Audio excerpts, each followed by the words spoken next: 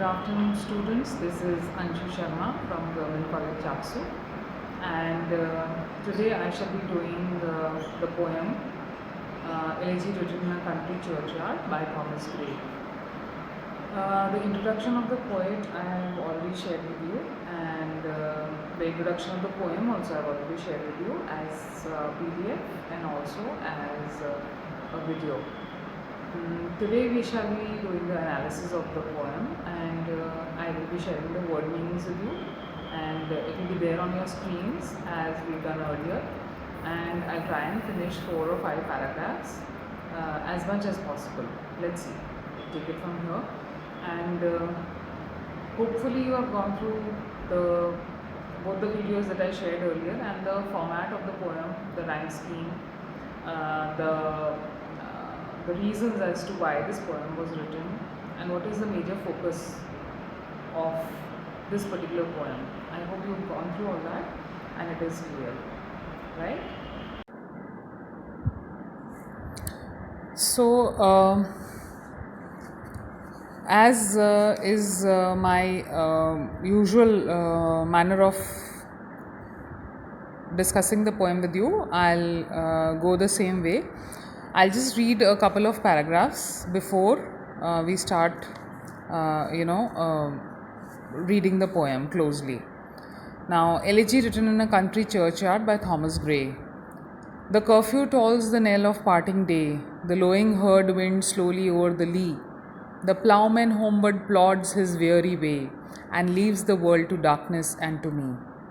Now fades the glimmering landscape on the sight, and all the air a solemn stillness holds, save where the beetle wheels his droning flight, and drowsy tinklings lull the distant folds. Save that from yonder ivy-mantled tower, the moping owl does to the moon complain, of such as wandering near her secret bar molest her ancient solitary reign. Beneath those rugged elms that yew trees shade, where heaves the turf in many a mouldering heap, each in his narrow cell for ever laid, the rude forefathers of the hamlet sleep.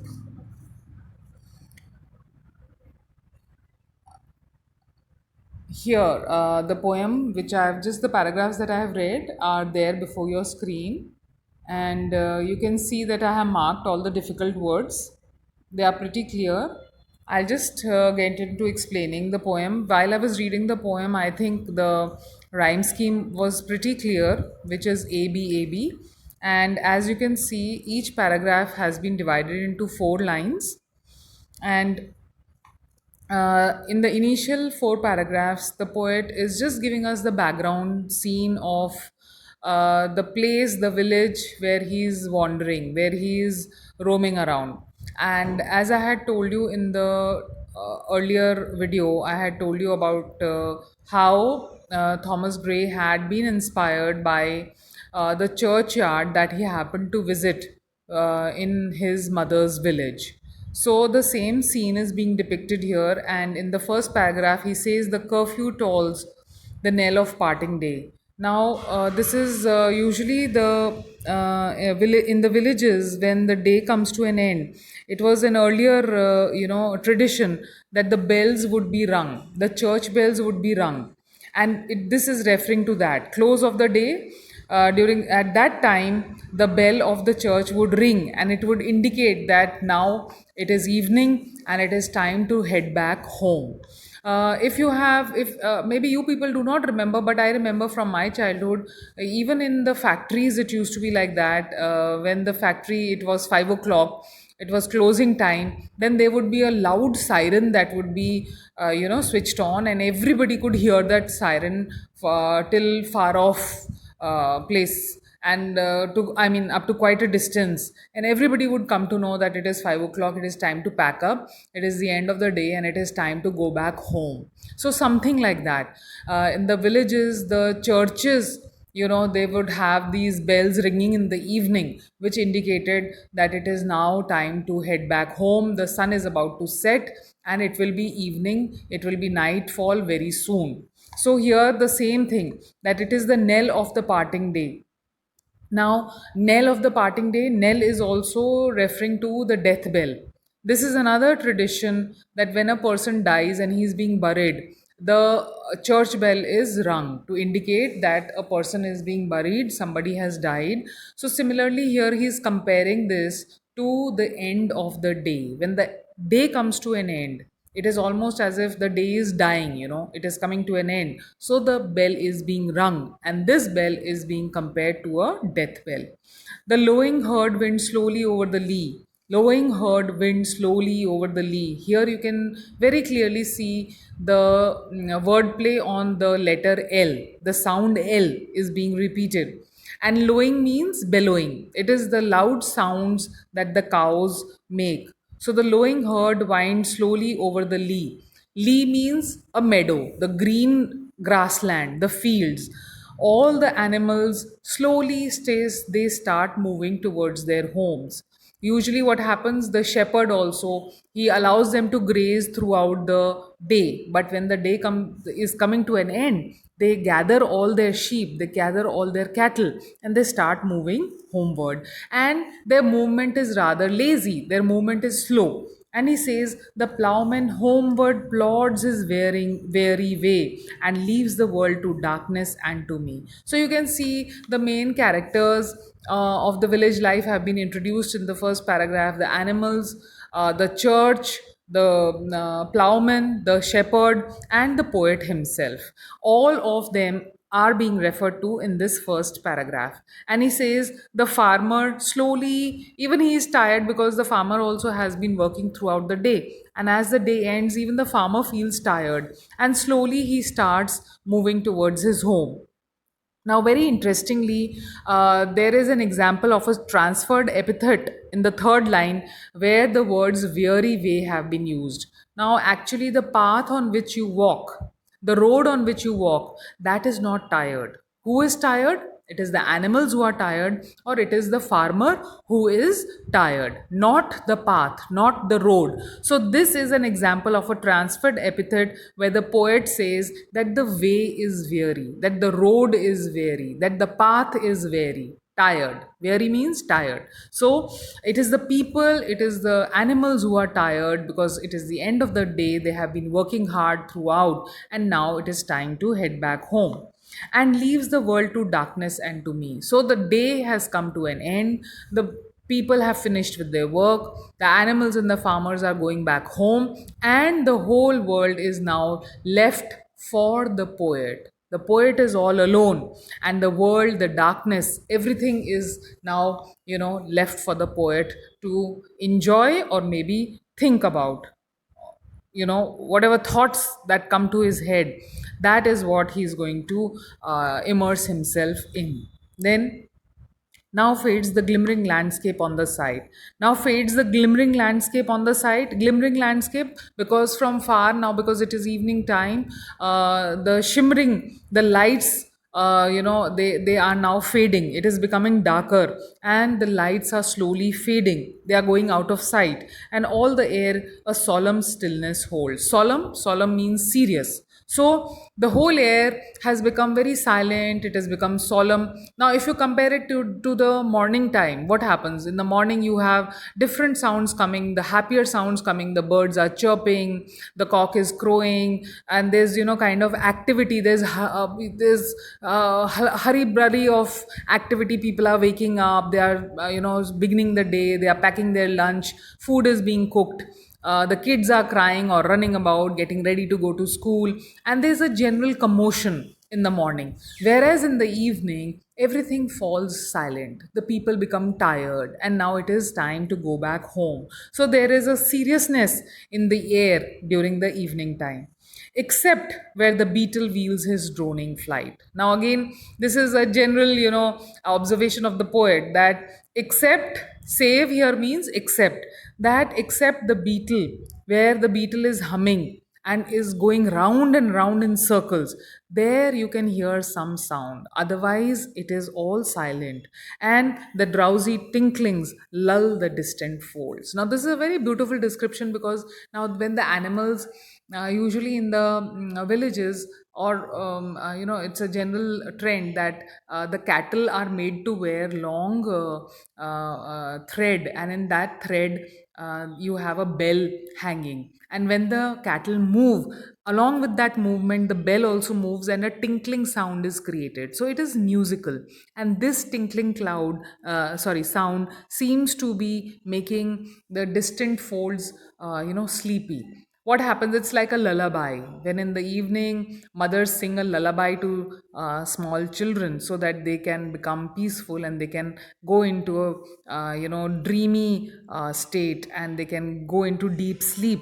So something like that he is referring here. The poet says that the enclosure of the animals, it seems as if those tinkling bells are like a lullaby, and all the animals are going to get sleepier. They're going to go into a dream world, and it's going to make them sleep peacefully.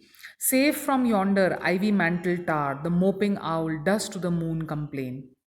Now moves on to the next scene. He says that also far off on the tower, which is covered with green creepers, there an owl lives. So that owl kind of is silent and dull. It is moping means to be silent and dull, and the owl is not happy at all. He is disturbed because who is coming there? That tower is totally forgotten, it is overgrown, it is an old tower. Maybe it is not inhabited by anybody. So that place is solely belonging to the owl. But now the owl seems to be complaining to the moon. And what does the owl say? The owl says that the poet, this person, is coming and disturbing my peace. And he says that this person is wandering near my home. Secret bower. Why a secret bower? Because the owls have built up a nest in that area, which is not frequented by anybody, and it is hidden from the human sight. So it is secret, it is special, it is enclosed where nobody encroaches. But here they say that my solitary reign, because rain, what does rain mean? Rain is